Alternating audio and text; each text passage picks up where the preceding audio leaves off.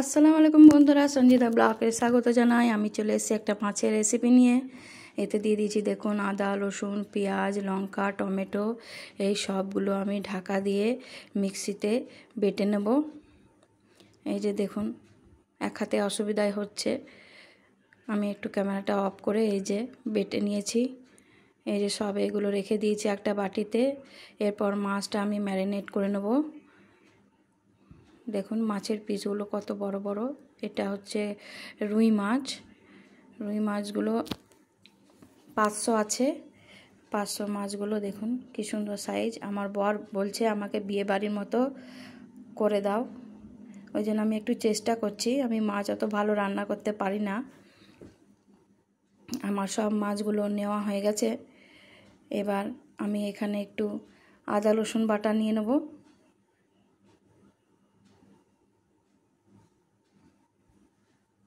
আর নিয়ে নেব একটু হলুদ গুঁড়ো।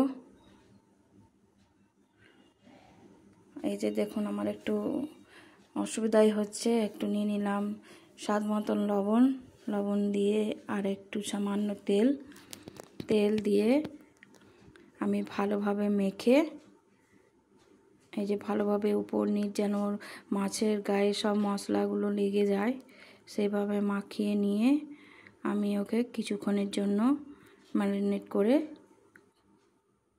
রেখে দেব। এই যে আমার মাছটা মাখানো হয়ে গেছে।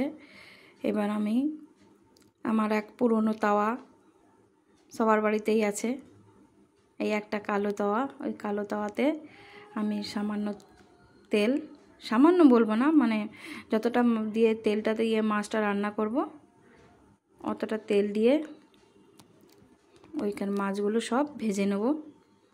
এই যে মাছগুলো আমি একে একে সব দিয়ে দিচ্ছি। দেখুন আমি এই মাছ ভাজতে গিয়ে অনেকবার আমার গায়ে তেলের ছিটা পড়েছে, ওই জন্যই আমি মাছ রান্না করতে চাই না, এই ভয় লাগে আমার এখনো পর্যন্ত।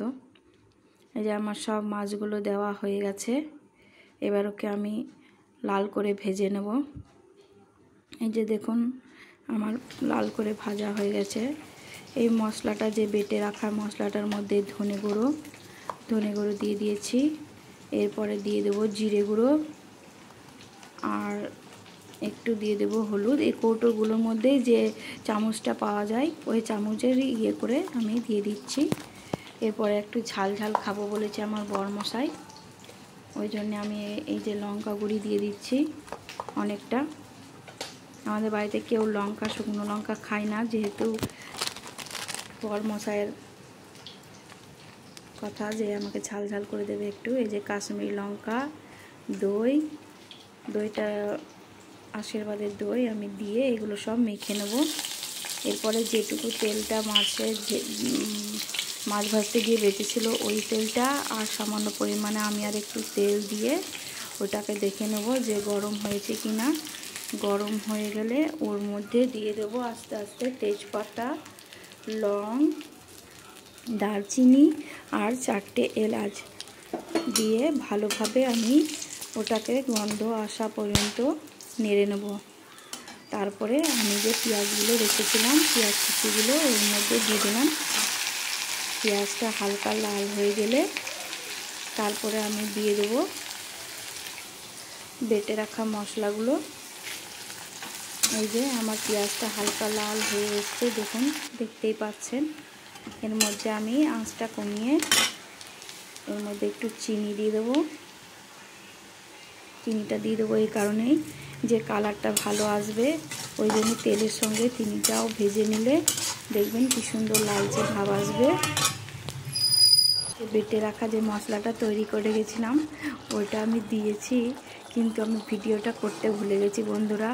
এই দেখুন মশলাটা দিয়ে একটু অল্প পানি দিয়ে আমি ওইটাকে তেল ছাড়া পর্যন্ত কষে নিয়েছি। ক্ষমা করবেন আমি মশলাটা দিয়ে আপনাদেরকে দেখাতে পারলাম না। এরপরে আস্তে আস্তে করে সব মাছগুলো যতগুলো ভেজে রেখেছিলাম সব মাছগুলো আমি দিয়ে দেব।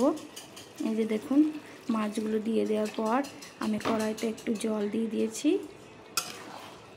তারপরে আপনি নুনটা চিনিটা দেখে নেবেন, স্বাদ মতো করে নেবেন, নুন কম থাকলে, আমরা তো নুন কম খাই, ওই জন্য আমাদের আর দরকার পড়েনি। আর যারা খাবেন তারা একটু দেখে নেবেন। দাঁড়াও, রান্নার পরে ফুটে আসলে খাওয়াটা দিয়ে ফুটে আসলে এর মধ্যে আমরা দিয়ে দেব গরম মশলা গুঁড়ো, আর দিয়ে দেবো একটু ঘি, দিয়ে ভালোভাবে নাড়াচাড়া করে একে ঢাকা দিয়ে রেখে দেবো। ভালো থাকবেন বন্ধুরা, সুস্থ থাকবেন। আমার মাছের রেসিপিটা কীরকম হয়েছে আমাকে একটু কমেন্টে জানাবেন। চলে যাও। আসসালামু আলাইকুম বন্ধুরা।